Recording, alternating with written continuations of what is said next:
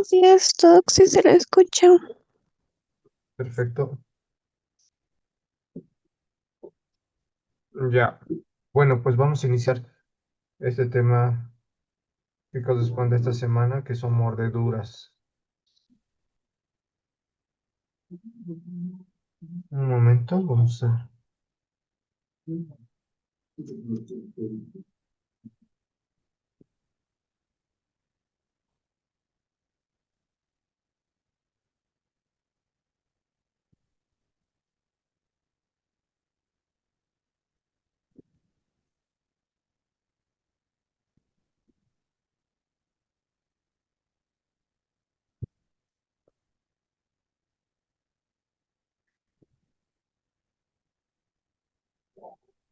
Bueno, pues iniciaremos. Hoy vamos a hablar sobre mordeduras y picaduras de diferentes tipos de animales, con mayor énfasis en su etiología y características clínicas que se puedan presentar. Ahora, tratamiento, eso lo vamos a dejar cuando ya estemos en casera, cuando tenga un poquito más de conocimiento. Entonces, ¿a qué denominamos mordeduras y picaduras? ¿Qué connotaciones tendrá o qué importancia tendrá las mordeduras y picaduras en medicina?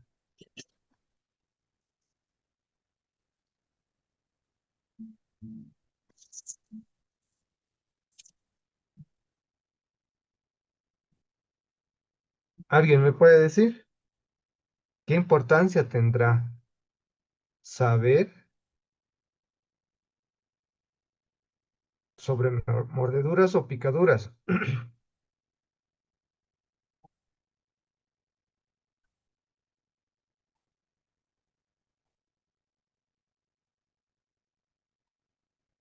Si hablamos de mordeduras y picaduras, estimados jóvenes, las mordeduras como tal van a ser lesiones provocadas por acción de la boca. Esto puede ser ya sea por un animal, puede ser un insecto o a veces en algunas instancias por el mismo hombre. Y esto va a estar producido por los dientes, ¿ya? Los dientes son los que van a producir los diferentes tipos de lesiones. Si hablamos de picaduras, también son lesiones causadas que pueden ser en la mayoría de los casos por insectos, ¿ya? En la cual va a haber una administración o una inyección de productos biológicos de ciertos animales.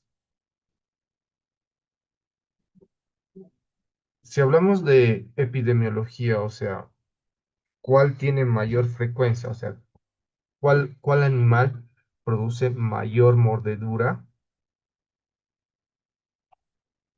En primer lugar, tenemos a los perros, ¿ya? En un 80%. La mayoría de las mordeduras son producidas por canes, entonces.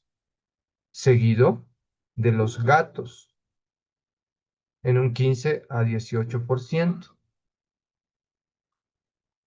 Ambos pueden ser ya sea conocidos o pueden ser desconocidos. Conocidos en pesos en los cuales, bueno, son nuestras mascotas, los cuales pueden llegar a morder, no porque quieran agredirnos o quieran producirnos algún tipo de lesión, sino a veces producen por el juego en el cual ellos creen estar y realizan movimientos bruscos, mordidas y ahí se puede producir las diferentes mordidas. En el caso de pesos desconocidos, va a haber va a haber una agresión de los animalitos hacia nosotros. Ya el 1% van a estar todos los otros animales que también pueden producir mordidas. Entre ellos pueden estar los cerdos, caballos, ¿ya? Todos los animales de granja, hasta los conejos te pueden morder. Y van a producir diferentes tipos de lesiones. Si hablamos de animales salvajes que no son domésticos, como son las ratas, murciélagos y otro tipo de animales que también te pueden producir diferentes tipos de lesiones. Y por último, el humano también te puede producir mordeduras en un 1%. Esto puede ser por una agresión violenta de otra persona y en algunos casos puede ser una autoagresión.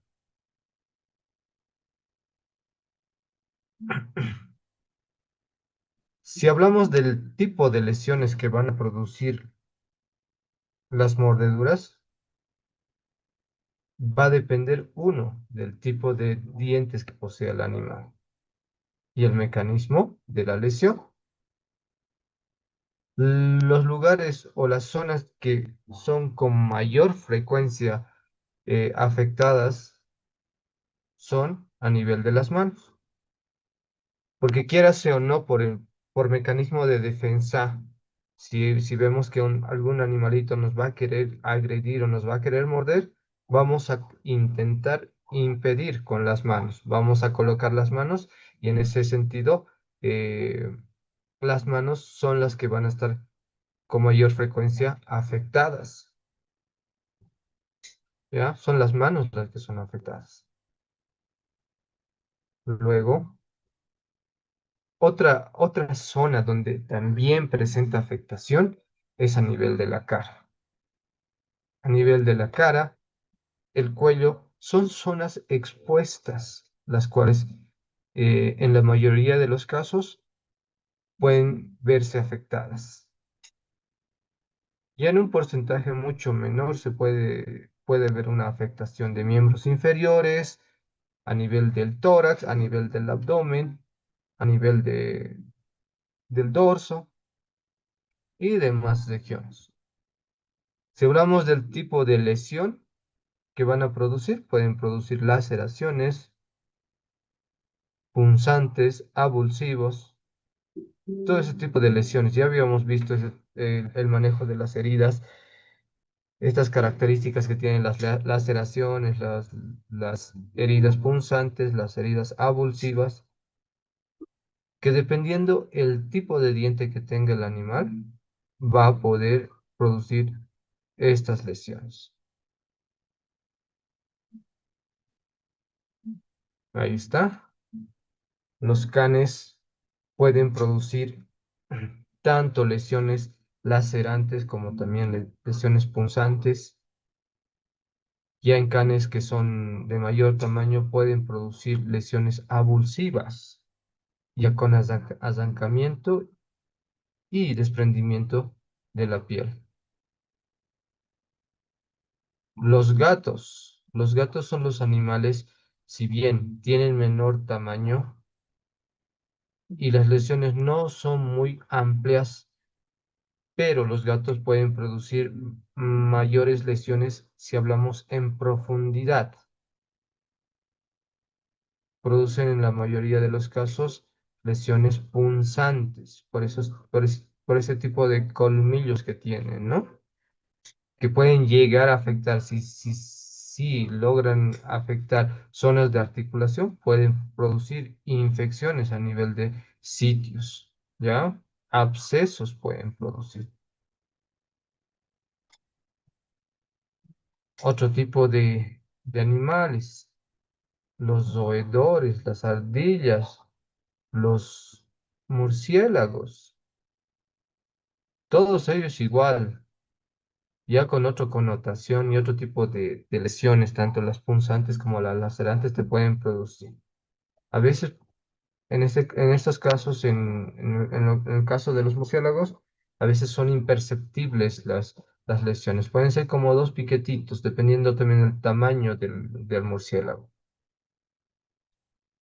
Si hablamos de ofidios como las serpientes, las víboras y las culebras, es otro grupo importante, el cual, dependiendo la especie y la distribución de sus colmillos, puede igual producir diferentes tipos de lesiones, pero tienen la particularidad que este tipo de lesiones vienen acompañadas con la inyección de alguna sustancia biológica como veneno, que puede producir diferentes connotaciones clínicas y puede haber mucho compromiso en la vida de los pacientes, en el caso de las serpientes venenosas. Si bien son esporádicos y aislados las lesiones o agresiones producidas por otro tipo de animales domésticos como caballos, cerdos, conejos, pero también tiene su connotación clínica y, y su tipo de características de lesión.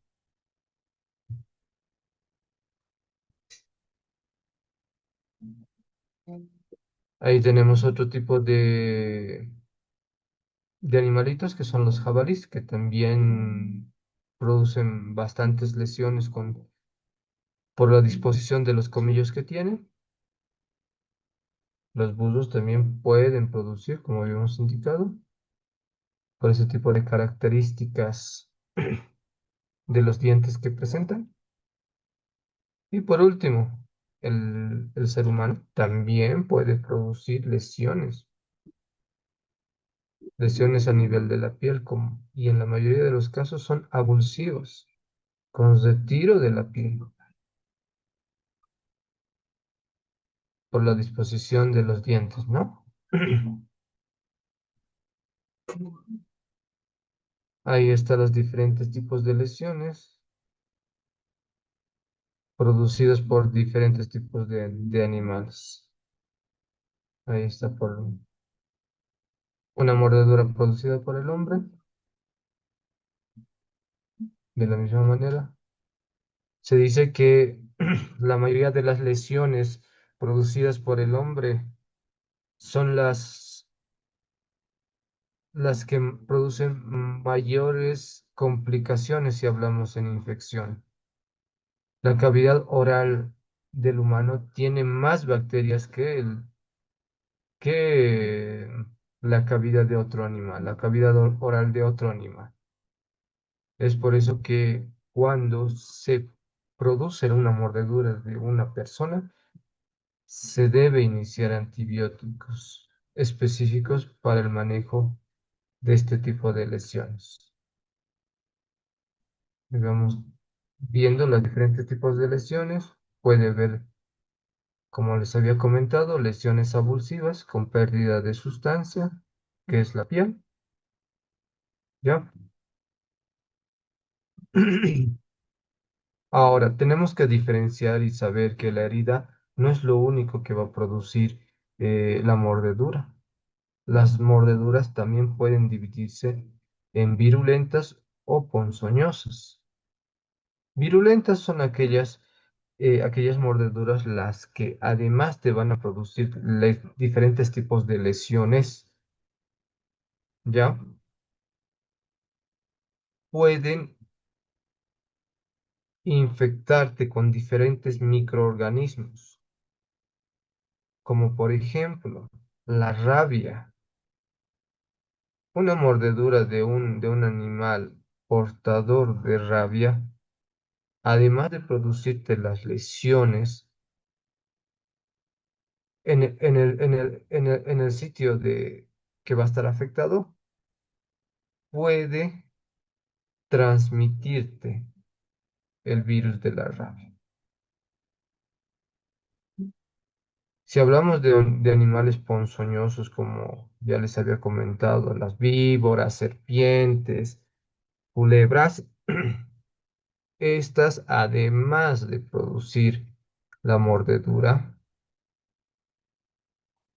administran e inyectan veneno en el lugar o en el sitio donde se ha producido la mordedura.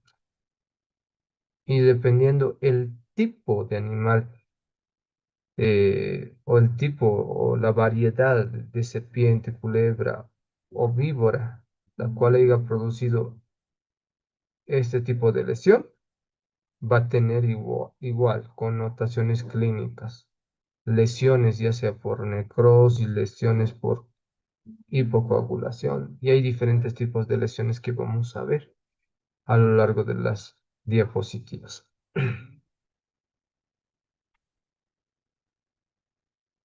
Ahí están los diferentes tipos de lesiones que te pueden producir. Las lesiones por mordedura de víbora, mordedura de gatos, puede estar también producidas por reptiles y lo que les comentaba, la rabia, que es muy importante, que no solamente te puede producir los canes, en la mayoría de los casos son animales salvajes como zoos, pueden ser los murciélagos, los cuales te transmiten esta enfermedades. Si bien algún tipo de animal como los conejos, en pocas oportunidades pueden llegar a agredirte, este tipo de lesiones producidas por los conejos pueden producir lesiones profundas por las características que tienen los dientes de este animalito. Hay igual enfermedades relacionadas con la mordedura de conejos. Si bien son muy aislados los casos en los cuales te pueden producir lesiones e infecciones a nivel del sitio de mordedura, no está por demás conocerlos.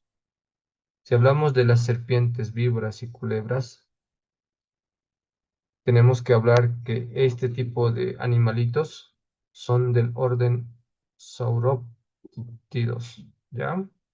Que va a comprender todo lo que representa esta amplia familia de serpientes, víboras y culebras. Si bien casi todos presentan características similares,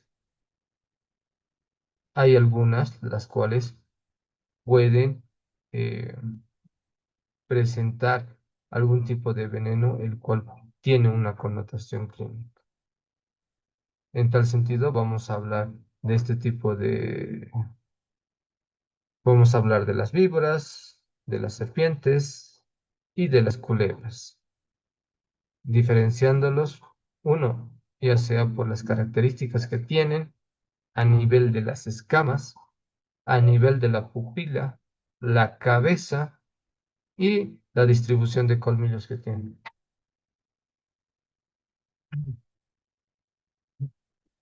¿Ya? Si hablamos de las serpientes, va a abarcar todas aquellas serpientes que van a representar al grupo de los ofidios.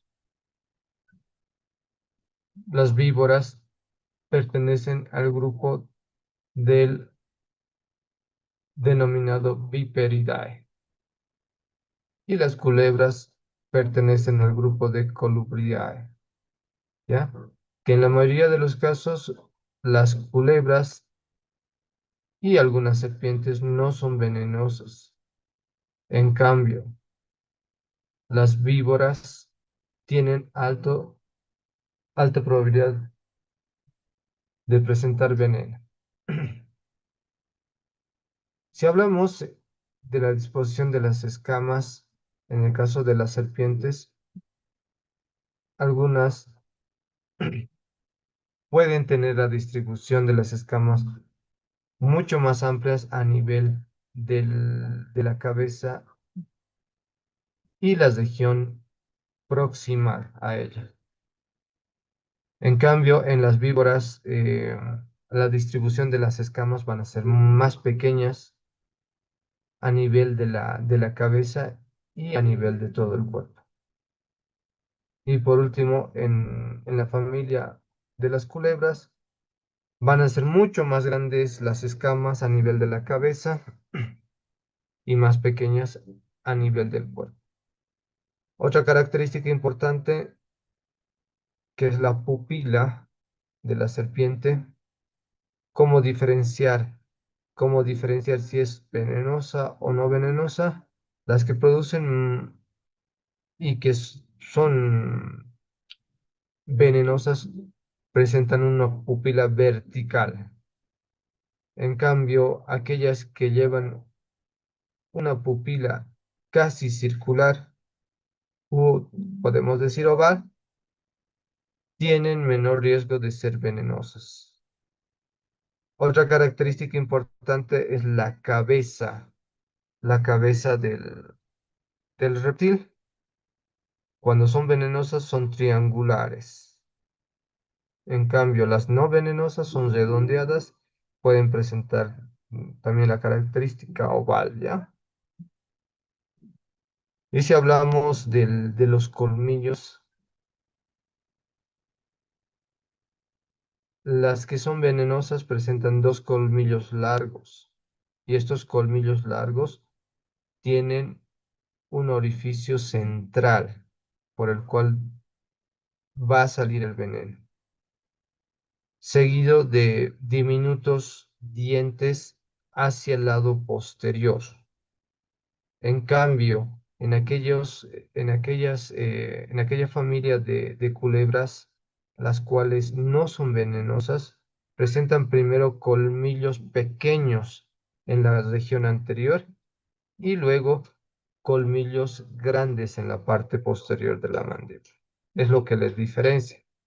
Aquellas que presentan colmillos largos en la parte anterior y dien- dientes o colmillos pequeñitos en la parte posterior son eh, generalmente venenosos. En cambio, las que no presentan colmillos grandes en la parte anterior, sino presentan colmillos pequeñitos en la parte anterior y colmillos largos en la parte posterior, en la mayoría de los casos no son venenosos. Ahí tenemos las características de las serpientes no venenosas y venenosas. Como ya les había comentado, las no venenosas, la pupila ovoidea, ya puede, y en cambio las venenosas tienen una pupila, ya elíptica. Si hablamos de la cabeza de las no venenosas puede ser redondeada o puede ser alargada, como les había comentado. En cambio, en las venenosas, la cabeza es triangular. En el caso de de las no venenosas, las escamas, la disposición y el tamaño de las escamas a nivel de la cabeza son más amplias y grandes. En cambio, las escamas en en las serpientes a nivel de la cabeza, aquellas serpientes que son venenosas, son pequeñas. Si hablamos de características externas del cuerpo, y su condición y su hábito, ya sea diurno o nocturno, y la disposición de colmillos, podemos diferenciarlas en no venenosas y venenosas. Las no venenosas tienen colores geométricos, ¿ya? En cambio, las venenosas tienen colores y formas geométricas que pueden ir desde cuadrados, triangulares, adoptan esas características. Las no venenosas, la cola es larga y delgada, termina en ese tipo de característica, es larga y delgada. En cambio, en las venenosas, la cola es corta y es gruesa. Las no venenosas tienen un hábito diurno, cazan por el día, se alimentan por el día y por la noche descansan. En cambio, las venenosas tienen un hábito nocturno, cazan por la noche y en el día descansan. Como ya les había comentado, las no venenosas no presentan colmillos anteriores o delanteros. Estos colmillos pueden ir en la parte posterior. En cambio, las venenosas presentan colmillos delanteros y estos colmillos son retráctiles, vale decir que al momento de atacar, estos inmediatamente salen. Y como ya habíamos hablado, tienen orificios centrales por donde pueden eliminar el veneno y administrar hacia la víctima. Habíamos hablado de que estas serpientes pueden producir diferentes tipos de lesiones a nivel del cuerpo, ¿ya? Con sus connotaciones clínicas que los va a diferenciar. En tal sentido, vamos a tener tres características. Hay algunas serpientes que te pueden producir lesiones neurotóxicas. Algunas te pueden producir lesiones hematotóxicas, ¿ya? Y algunos ofidios te pueden producir lesiones citotóxicas, ¿ya? ¿Qué hablamos con neurotoxicidad? Cuando se da el ataque de este ofidio, este veneno tiene mayor predisposición y afección al sistema nervioso. ¿Y qué va a provocar a nivel del sistema nervioso? Va a provocar parálisis. Estos pacientes presentan al inicio parestesias. Las parestesias son adormecimiento de la región afectada, que al inicio puede ser el lugar donde se ha realizado la mordedura. Luego puede ir en forma creciente, puede ir en ambos miembros superiores, miembros inferiores, la región de tórax, región de abdomen. Y esto puede conllevar a que el paciente tenga dificultad para respirar y tragar el manejo y tragar. Muchos de nosotros, como acto em, de supervivencia, tragamos la saliva para el manejo de secreciones. En este tipo de pacientes no hay ese manejo de secreciones, entonces pueden llegar a broncoaspirarse y pueden ingresar en un paro cardiorrespiratorio y morir. A este grupo de lesiones neurotóxicas pertenecen las cobras y las serpientes de coral. Si hablamos de lesiones hematotóxicas, son aquellas lesiones que van a afectar la sangre, ¿ya? Este tipo de veneno va a producir daño en los vasos sanguíneos, va a alterar la coagulación, ¿ya? En ese sentido, si va a haber una alteración en la coagulación, que lo normal, si hablamos de porcentajes en el tiempo de actividad de protrombina, que la mayoría de los que me están escuchando o todos deben tener una actividad del 100%.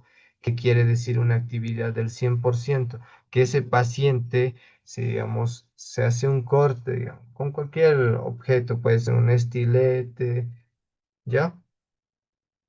Esa herida va a parar o va a hacer hemostasia en unos 40, un minuto realizada la lesión. O sea, el grado de coagulación va a ser mayor. No hay, no hay datos de que pueda presentar una hemorragia continua.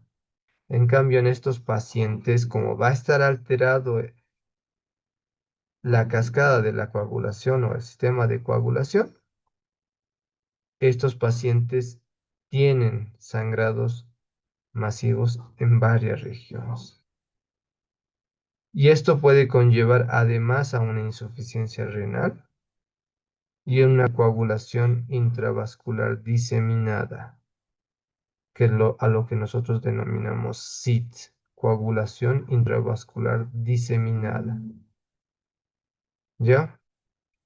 Las víboras, las cuales pertenecen a este tipo de grupo y lesión que pueden producir son las víboras de Crotalinae.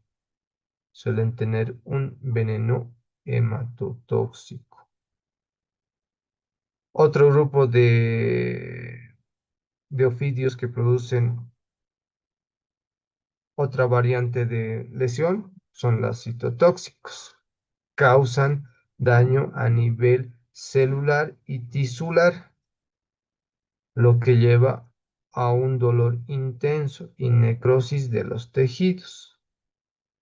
¿Ya? Este tipo de ofidios, al momento de realizar la mordedura, produce, uno, una inflamación local a nivel del lugar que ha sido afectado.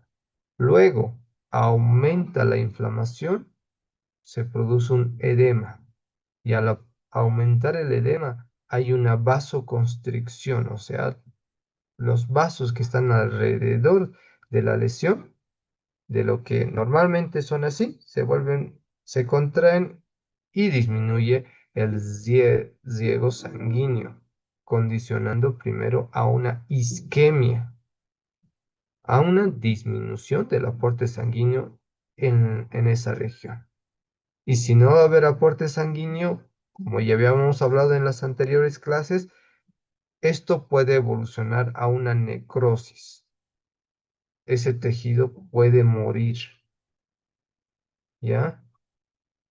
Y en algunos casos, si la lesión es muy amplia y una lesión es una lesión terminal como en miembros superiores, vale decir dedos, mano, ¿no?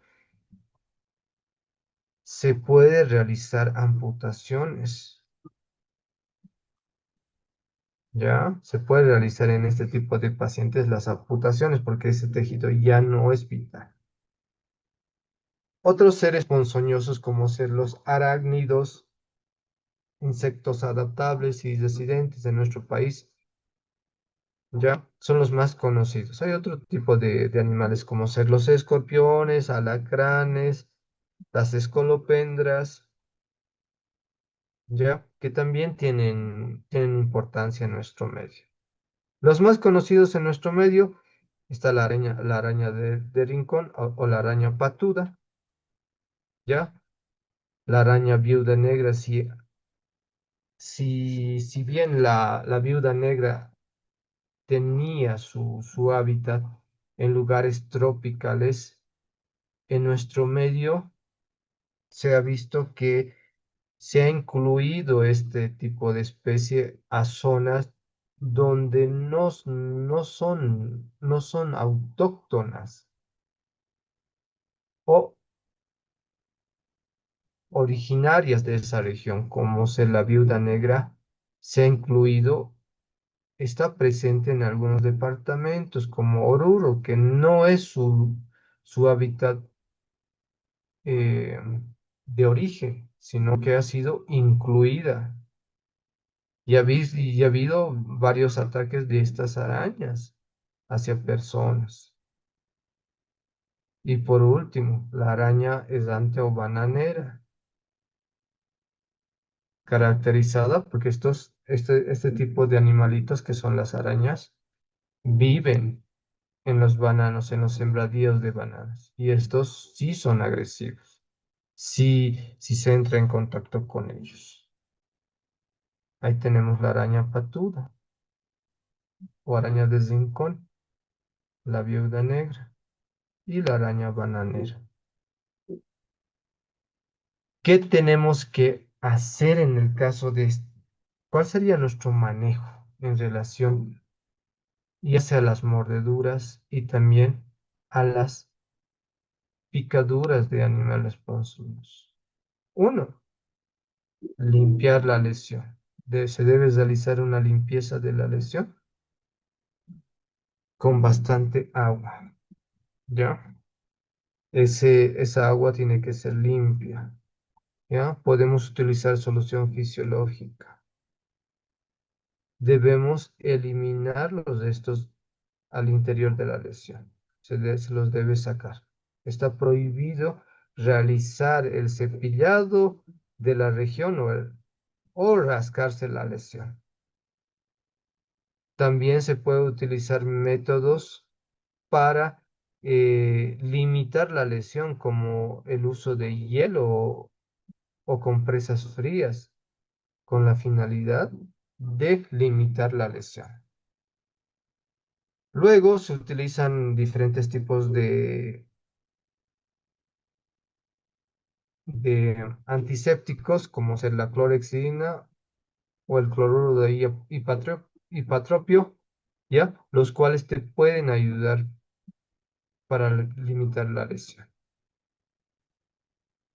Debemos dejar que la lesión seque, cubrirlo con una gasa estéril y llevarlo a un centro asistencial para su pertinente manejo. Ya, como habíamos dicho, la limpieza es de tirar antisépticos, limpiarlo, antisépticos y cubrir. ¿Qué no debemos hacer ante este tipo de lesiones? Realizar una limpieza con jabón, jaboncillo o jabón líquido o similares. En el caso de las mordeduras por ofidios, no debemos frotar la lesión con cepillo o gasa. Debemos colocar sobre la herida yodo, mercurio, cromo, alcohol, agua oxigenada. En el caso de los ofidios no está indicado. No debemos soplar sobre la lesión para calmar el dolor y secar la herida. No se debe hacer. Debe secar con el aire ambiente. Si hablamos de algo de los aspectos legales que pueden tener este tipo de lesiones, según según los parágrafos 1 y 2 del artículo 18 de la Constitución Política del Estado, indica que está garantizada la inclusión del acceso de salud a todas las personas sin exclusión ni discriminación alguna. En el artículo 35 del texto constitucional también nos habla que se debe promover las políticas públicas orientadas a mejorar la calidad de vida y bienestar colectivo de la población. En el artículo 37 de la Constitución del Estado también nos dice que es una función suprema y primera la responsabilidad financiera. Se tiene que priorizar la salud y la prevención de enfermedades. Y ahí tenemos las diferentes leyes hablando del aspecto en relación a este tipo de lesiones que se puede producir y las características de la historia clínica, el llenado que utiliza el Ministerio de Salud, sobre todo en regiones en las cuales puede haber el ataque de este tipo de animales. Con eso terminamos. ¿Tienen alguna duda en relación a este tema? Si tienen alguna duda, me las dicen, no hay problema.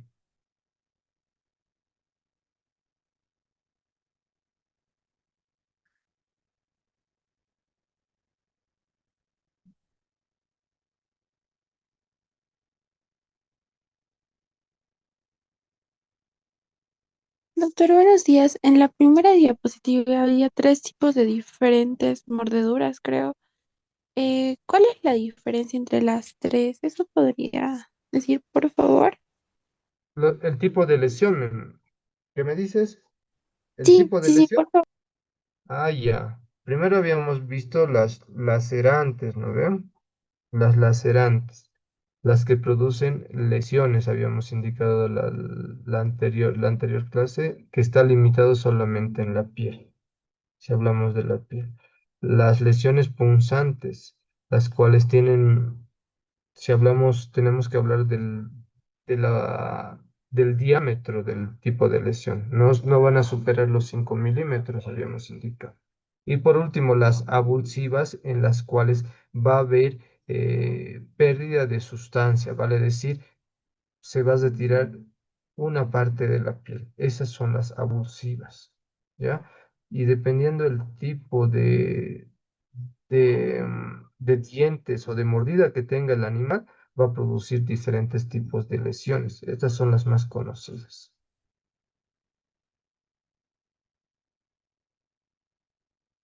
Muchas gracias, doctor. Listo. ¿Alguien más tiene alguna duda?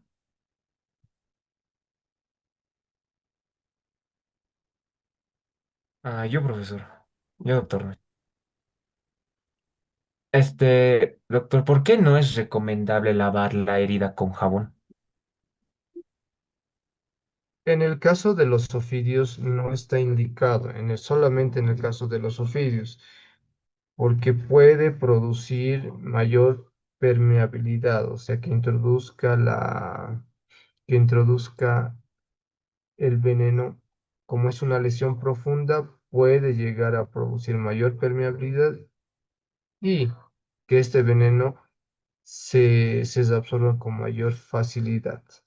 En cambio, en las lesiones por otro tipo de animales, o sea, en el caso de la rabia, se puede realizar un lavado con jabón. Hay estudios en los cuales nos indican que puede llegar a inactivar el, al virus. Hay otros estudios en los cuales también está indicada la administración de otro tipo de antisépticos como em, l- la iodopovidona, el alcohol yodado, después de realizar el lavado con jabón. Son algunas prácticas y medidas que han ido evolucionando a lo largo del tiempo, si bien, y se han hecho varios estudios en los cuales se describe las características y el tipo de manejo que se tiene que realizar en cada situación. ¿Alguien más tiene alguna duda?